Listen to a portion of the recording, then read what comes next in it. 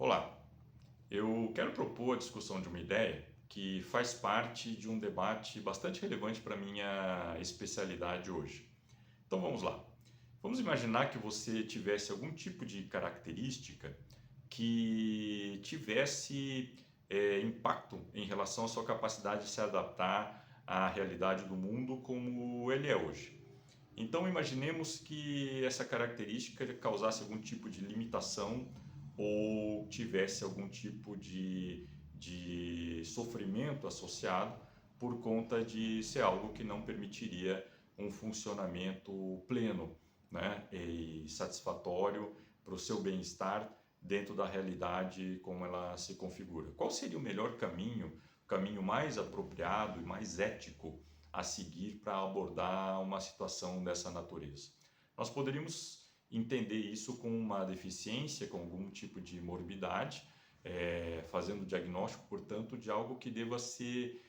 entendido como algo a tratar, né? Então, uma patologia, né? Algo que precisaria ser desenvolvido, modificado, para gerar, então, dotar a pessoa, o portador, dessa melhor capacidade de adaptação e ter consequências positivas em relação ao seu bem-estar e tudo que derivasse, né, da superação desse suposto limite.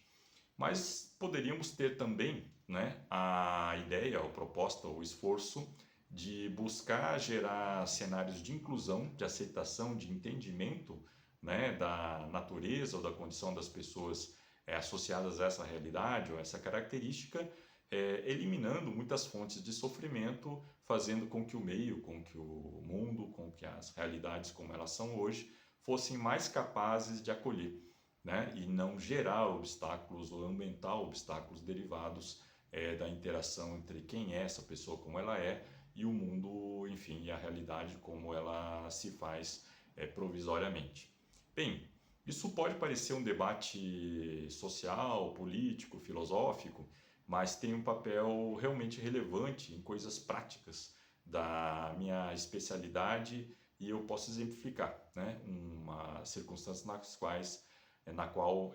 isso ganha corpo. Eu avaliei recentemente um rapaz da faixa próximo dos 30 anos que me procurou por conta de crônicas dificuldades de habilidades sociais. Ele vem, portanto, de uma história de sofrimento que ele próprio reconhece, ele não foi aqui impelido a buscar atendimento pelo interesse de outras pessoas, e sim pelas suas próprias dificuldades e por própria iniciativa. E depois de explorar e discutir todas as coisas que ele me trazia, eu concluí, junto com ele, que ele era portador de uma síndrome de déficit de habilidades sociais por conta de um transtorno de ansiedade social. E propus para ele uma série de medidas terapêuticas, inclusive uma medida farmacológica e a orientação de encaminhamento, né, para um trabalho psicoterápico de treino de habilidades sociais, que incluía, por exemplo, a abordagem de uma característica que era muito evidente na nossa entrevista inteira, que era o treino de contato visual, por exemplo, né? Ele, durante a maior parte da nossa conversa, ele manteve uma postura na qual, principalmente ao tentar expressar alguma coisa para mim, ele desviava os olhos e mantinha um contato com o chão desta forma, né? E em alguns momentos só ele quebrava esse desvio de olhar para me olhar muito brevemente nos olhos e voltar a assumir essa postura, né? Bem, o que eu argumentei com ele, por exemplo, que um dos caminhos esperados, que é essa psicoterapia que eu lhe estava indicando, seria ajudá-lo a superar a dificuldade que ele revelou, a angústia que ele disse que sentia, o desconforto que ele sentia de olhar nos olhos e que isso permitiria a ele a superação dessa ansiedade, ele haveria método para fazer com que ele não tivesse esse tipo de desconforto, com uma série de repercussões positivas. Ao que ele argumentou, né, que dentro da trajetória de várias buscas por ajuda e tratamento que ele já tinha tido anteriormente, que já tinham dito a ele que, entendendo que ele tinha o que seria algo de pautas autistas, de nível leve, né, com baixa necessidade de suporte, se isso é uma característica, né, do fenômeno do espectro autista e que forçá-lo, né, a treinar contato visual seria um desrespeito às características dele, que só traria angústia e ansiedade. Bem, chegamos a um certo impasse, né? que seria potencialmente benéfico para ele. É fato, né, que nós estamos diante de uma situação onde dilemas éticos ou mesmo de concepção filosófica acabam vindo para o nosso mundo real em relação a decisões que precisamos tomar, né? Porque, veja bem, ninguém acredita que é essencialmente contra a ideia de nós trabalharmos contra o preconceito, contra a estigmatização, buscarmos um mundo mais respeitoso, mais capaz de ser solidário, portanto inclusivo, né, e capaz de diminuir ou não contribuir para os sentimentos de exclusão, de inadequação que qualquer pessoa possa ter por não ser exatamente comum, né, ou típica em sua natureza ou funcionalidade. Porém,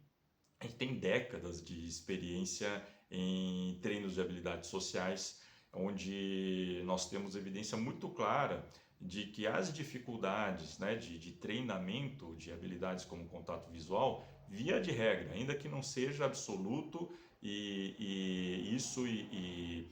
capaz de beneficiar todas as pessoas, mas em média, né, os treinos de contato visual acabam sendo conduzidos de uma maneira em que o sofrimento vai desaparecendo, em que nós temos todas as condições de fazer isso de forma ética, sem ser nada opressiva, ser uma coisa que realmente faz a pessoa ter a superação e se sentir bem ao superar isso, e tem uma série de vantagens. Pelo fato de, por exemplo, ser capaz de ter contato facial, né, e assim perceber expressões que a outra pessoa acaba